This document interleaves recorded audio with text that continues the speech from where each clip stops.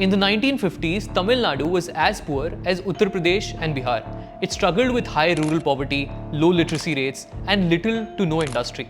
But today, it has quietly become the second largest state economy in India after Maharashtra, with a GDP of nearly $400 billion. Today, Tamil Nadu contributes 9% to India's GDP and consistently ranks amongst the top states in terms of per capita income, industrial output, and exports. But what makes this rise very surprising is that at the same time, the state has given more freebies than any other. Free laptops, bus services, color televisions, bicycles, even blenders and fans. Why is it so shocking? You see, states have limited budgets and are usually forced to choose between one of the two.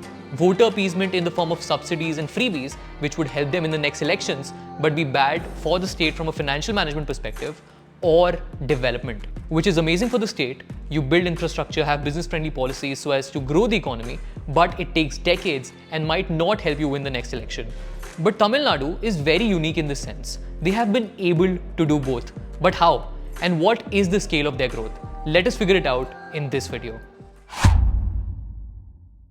After independence in 1947, Tamil Nadu, then known as Madras, was largely a poor and underdeveloped region. Industrialization was minimal, urbanization was restricted to a few pockets like Chennai, and large parts of the state lacked electricity, roads, and basic healthcare. At the same time, caste hierarchies dominated public life, and access to education and government jobs was concentrated in the hands of a select few. Literacy rates were low, poverty was widespread, and the state's per capita income was amongst the lowest in the country, not far from economically backward states like Bihar and Uttar Pradesh. Opportunities for backward castes and women were severely restricted, making Tamil Nadu a region in urgent need of both economic and social transformation. But then, how did all of this change? Because of one visionary, E.V. Ramaswamy, commonly known as Periyar.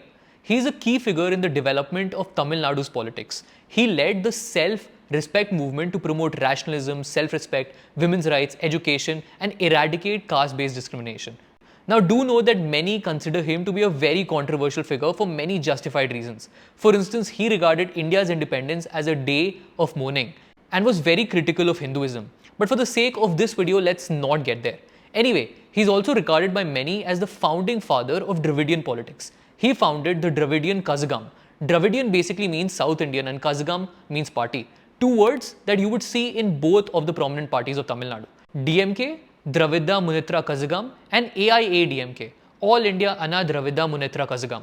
His focus was primarily on building human capital, and he did exactly that. As a result, Tamil Nadu rose to the forefront of public healthcare, education, and welfare. The midday meal scheme, which started in Tamil Nadu in 1980s, was so successful that it became a model for all of India. Government hospitals in Tamil Nadu offer some of the best healthcare in the country, and healthcare indicators like infant mortality, maternal health, and immunization are amongst the best in India. They basically focused immensely on developing their biggest asset, human capital. This is also where the state's freebies come in, which we will talk about in a bit. But before that, let's look at another thing that Tamil Nadu did an incredibly good job at, focusing on infrastructure. Tamil Nadu didn't have colonial era investments like Mumbai or Kolkata, but they made smart choices. Between 1950s and 1970s, Tamil Nadu focused immensely on power generation, roads, ports, and building industrial complexes.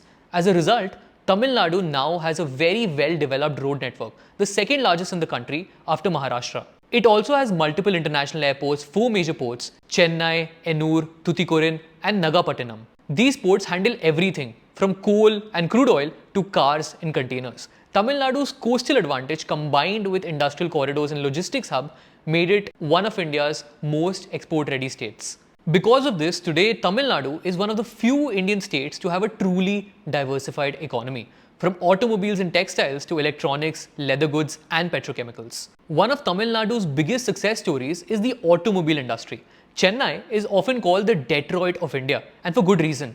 Hyundai, Renault, Nissan, Ford, BMW, Ashok Leyland, and TVS all have major manufacturing bases in and around the city. These are not just assembly plants, they are backed by massive ecosystem of auto component manufacturers, logistics providers, and skilled workers. Tamil Nadu alone accounts for 35% of India's vehicle and auto components exports. Beyond automobiles, Tamil Nadu is also becoming a major electronics manufacturing hub, attracting global giants like Foxconn, Pegatron, and Dell. The state is also a textile and garment powerhouse. Tirupur, for example, is known as the knitwear capital of India, exporting cotton garments worth billions of dollars every year.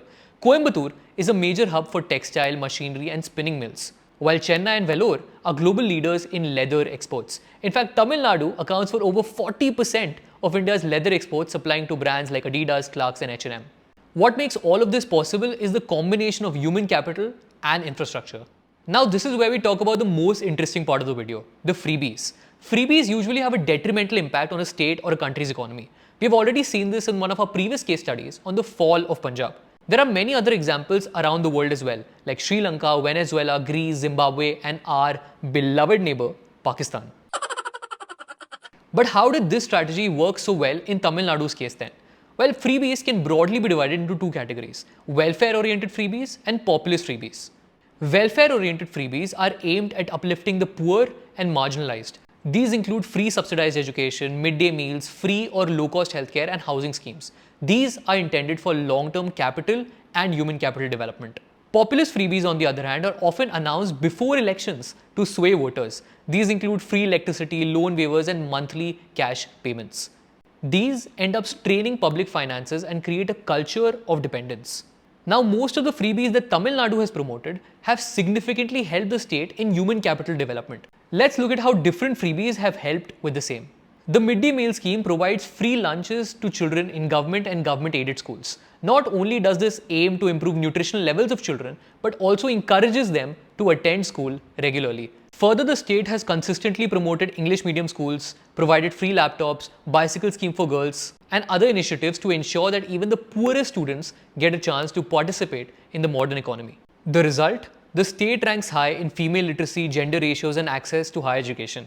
In fact, Tamil Nadu has one of the highest gross enrollment ratios for college education in India.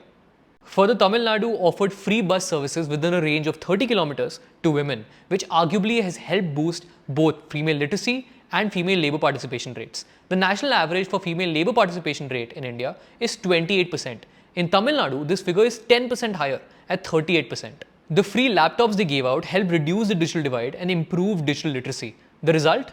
Today, Tamil Nadu is a top software exporting state, second only to Karnataka. Chennai in particular has emerged as a major IT and fintech hub. That said, they have their fair share of populist freebies too, like free mixers, grinders, fans, color TVs, and 1000 rupee a month cash transfers.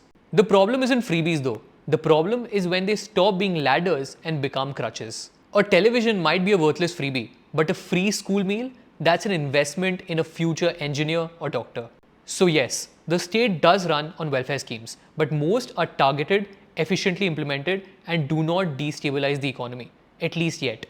But that said, the growth of Tamil Nadu doesn't come without challenges. All these freebies have been adding to the state debt. The rising debt and fiscal deficit are real concerns. So far, they've been manageable because the economy has been growing fast enough to support it. But there's a limit. Eventually, the law of diminishing marginal returns will kick in. Every new freebie won't bring the same growth returns that it did before. And if the growth slows down, the burden of debt could become dangerous. Tamil Nadu runs one of India's highest fiscal deficits amongst large states, consistently hovering above 3.5%. Further, there's the issue of demographics. Tamil Nadu has an aging population with a fertility rate of 1.4%, which is well below the sustainability rate of 2.1%. An aging population will increase pressure on healthcare, pensions, and social security. A big challenge going forward is also going to be their political leadership. The quality of governance in the coming years will decide whether Tamil Nadu continues to grow or whether it falters. And on that end, looking at some of their youth leaders and their statements, I don't really have very high hopes, at least as of now. But anyway, despite all these challenges, the rise of Tamil Nadu is a very inspiring state-level success story. And it does entail a lot of lessons for other states. This is a state that chose not between development and welfare, but somehow did both. It created factories and ports, but also classrooms, hospitals, and canteens. And that's what sets it apart. I really hope you enjoyed this video and found it useful. Thank you so much for watching, and I hope to see you again soon.